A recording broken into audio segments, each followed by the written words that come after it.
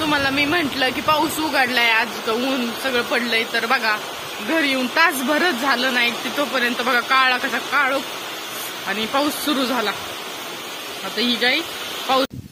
Welcome to my YouTube channel. तर छान असं वातावरण झालंय, पाऊस पूर्ण आभाळ गेलेला आहे आणि ऊन पडलेलं आहे. तर चला म्हटलं तुम्हाला पण ऊन पडलंय तर दाखवून घेऊ, कारण सगळीकडे पाऊस होता आणि उन्हाळ्यात पण पावसाळा चालू होता असं फील येईल. तर म्हणजे पावसाळाच लागला काय असं वाटत होतं.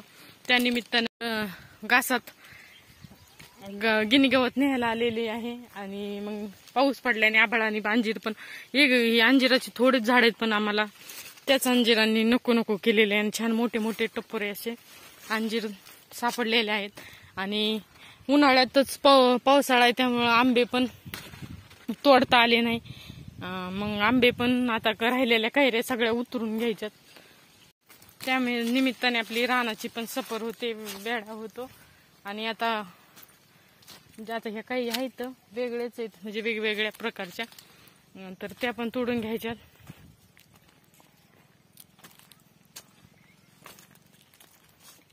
छान असं झाडावर पिकलेलं अंजीर पण आहे. आणि हे पक्ष्यांनी आंबे खराब करून टाकले. म्हणजे काय झालं, पाऊस येत होता आणि आंब्याला पाड लागलेला, पण उतरायचं न्यायचं त्यामुळे जरा टाळाटाळ केली, तर असं झालेलं आहे. आता म्हणजे लोणचं पण घातलेलं नाही, आज घालू उद्या घालू या हिशोबाने लोणचं घालायचं पहिल्यांदा. तर त्यामुळं इकडे एक सगळे झाडांचे आंबे आता सगळेच पावसाने असे खराब झाले. हे पहा असे खाली. आणि हे आपल्या हळगर्जीपणामुळे झालेलं आहे असं मला पण वाटतं. आणि ह्या आंब्याचं लोणचं घालायचंय, थोडंच लोणचं घालायचंय. तर हे छोट्या छोट्या कैऱ्यात आणि वेगळी जात केशरचा आंब खराब होतं असं म्हणते कैऱ्यांचं, ते नाही घालायचं.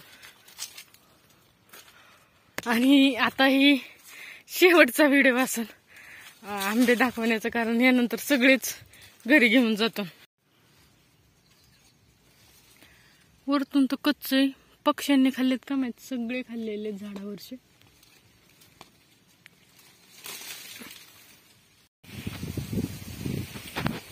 तर इथं शेवगे शेंगा आहेत आणि शेंगा पण घेऊन जाऊ, कारण भाजीला होतं. आणि ह्या गावठी शेंगा आहेत.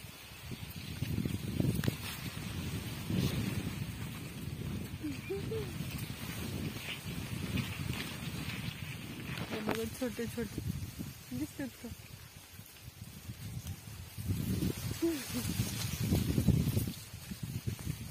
तर ह्या शेंगा शेवग्याच्या अशा छोट्यात ह्या गावठीत. इथं पण दुसरं एक शेवग्याचं शेंगच झाड आहे आणि त्या वरतीत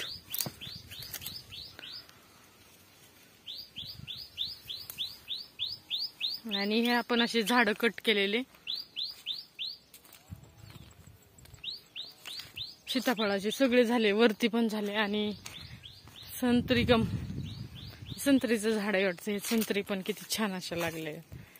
हे बा सगळे ह्याला लागले, कारण ह्यांना उन्हाळ्यात काही पाणी द्यायला काही कमी पाणी नाही केला मी, त्यामुळं सगळे झाडांना या वर्षीपासून तरी फळं लागले. चला आता गिनी गात कापून घेऊ. आणि सगळ्यात जास्त अंजिराला येतात, कारण त्याला भरपूर असं पाणी भेटतं. कारण इथं लसूण होता, लसणाला आपण पाटाने पाणी देत होतो, त्यामुळे ह्या झाडाला भेटत होतं. आणि पुढच्या झाडांना एवढं काही नाही, पण पक्षी जास्त सकाळ सकाळ ह्याच्यावर ताव मारते वाटतं आणि सगळीकडे खराबच केलेले.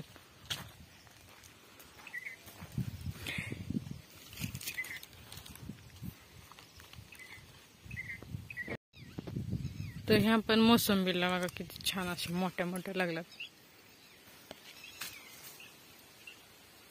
सगळ्या झाडाला आता पाऊस पडल्या फळं लागते, सिजनेबल.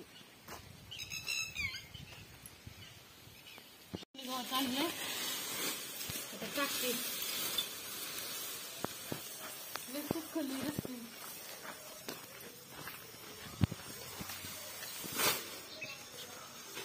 पाणी